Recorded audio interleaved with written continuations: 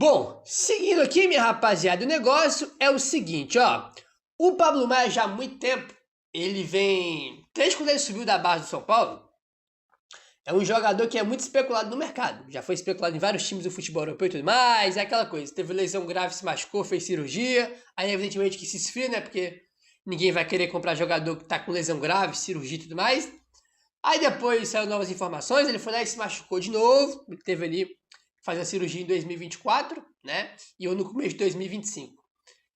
E tinha um time específico que vinha conversando com ele, com seu staff, há muito e muito tempo. Um time específico tinha muitas conversas aí, né? Já há bastante tempo. E hoje saiu a informação que esse time aí desistiu de contratar o Pablo Maia. Tá aí, ó.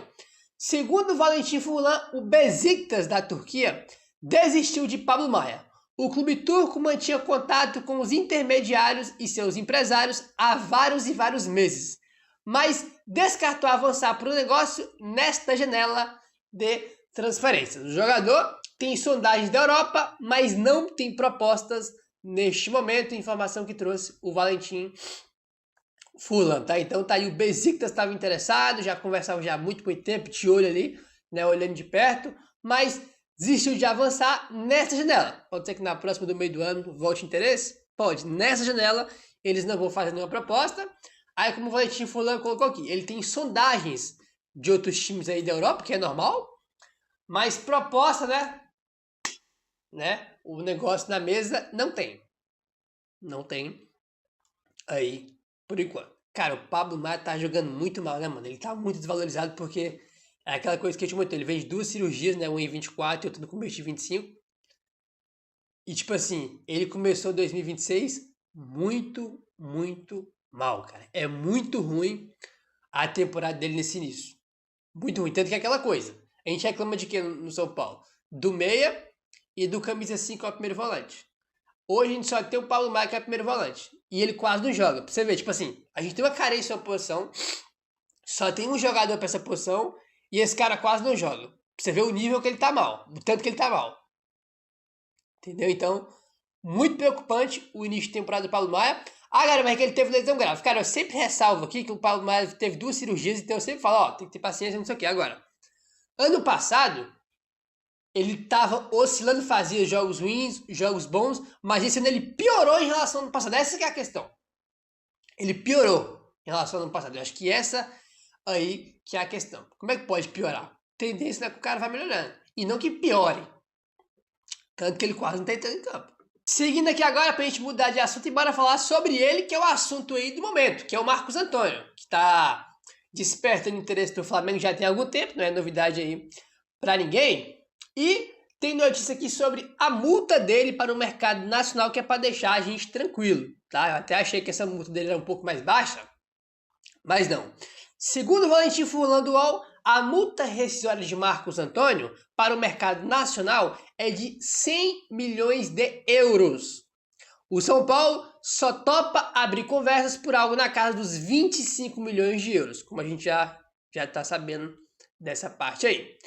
Tranquilidade total no São Paulo pela manutenção do camisa 8, né? Então é isso. O São Paulo é aquela questão, ó. Multa dele 100 milhões de euros. Então tá tranquilo porque ninguém vai pagar isso. Então essa multa não tem risco de perder ele. E se quiser abrir negociação, segundo aí Valentim Furlan, o São Paulo só começa a conversar com algo para cima dos 25 milhões, tá? De 25 milhões em diante, aí o São Paulo começa a conversar aí para uma negociação de venda do Marcos Antônio. Caso contrário, não tem negócio. Essa é a situação aí. Eu até achei, como eu falei, que a multa dele era um pouco mais baixa, tá? Mais baixa, mas é 100 milhões de euros, então, para dar uma tranquilizada aí, né? Para não ter risco aí de perder ele aí por uma eventual multa, né? Então, tá aí aquela coisa, né? Mas é isso aí, vamos ver se vai chegar a proposta ou não. Eu já até comentei sobre isso aqui em outros vídeos. Eu não acho que o Flamengo vai oferecer esse valor, 25 de euros, não acho que vai oferecer. Então, a tendência é que ele fique aí realmente no São Paulo, o que é ótimo para o time, né? Não acho que o Flamengo vai meter 25 milhões aí, pegar 25 milhões dos cofres para pagar por ele. Acho eu que não, mas isso é bom que ele fique aí no São Paulo.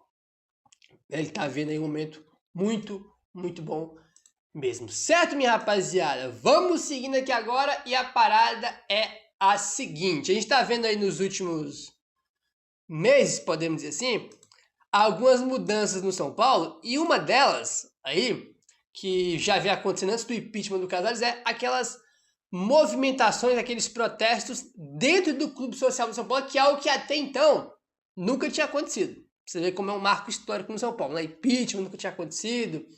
Já há alguns meses aqui nesse processo de impeachment do Casares, muito protesto no social, coisa que jamais havia acontecido.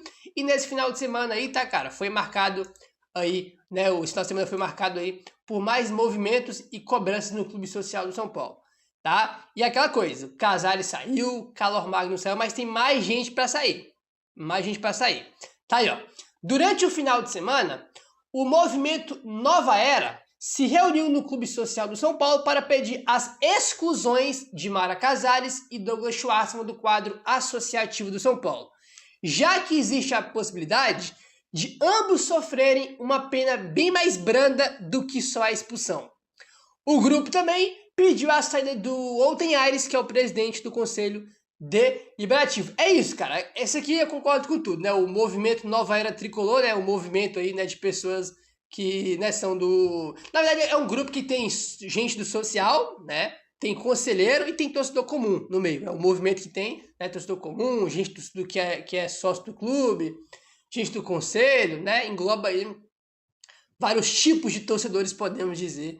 É assim, e é isso, perfeito, ó. Cadê minha caneta? Assina embaixo, irmão. Assino embaixo, não tem o que fazer. O Outen Aires é mais um que tem que sair para ontem. Esse cara não pode continuar como presidente do Conselho do São Paulo. E o caso da Mara Casares e do Douglas Schwartzman é aquela questão bem básica, né? Os dois têm que ser expulsos do quadro associativo do São Paulo. Eles não podem ter direito, irmão, de nada em relação ao São Paulo. Eles não podem ser conselheiros, eles não podem ter direito a votar em um contrato, votar no orçamento do conselho. Por exemplo, depois do auge do camarote, né, que esses dois picaretas aí assumiram, né, o crime lá do camarote, os dois, por exemplo, depois disso, votaram no conselho no orçamento do São Paulo para 2026. Então os dois têm que ser expulsos. Esses dois aí não podem ter nenhum tipo de vínculo com o São Paulo. Nenhum. Zero. Esses caras não têm que ter direito de pisar no social, de pisar no Morumbi, de pisar no CT, não tem direito de pisar em nada.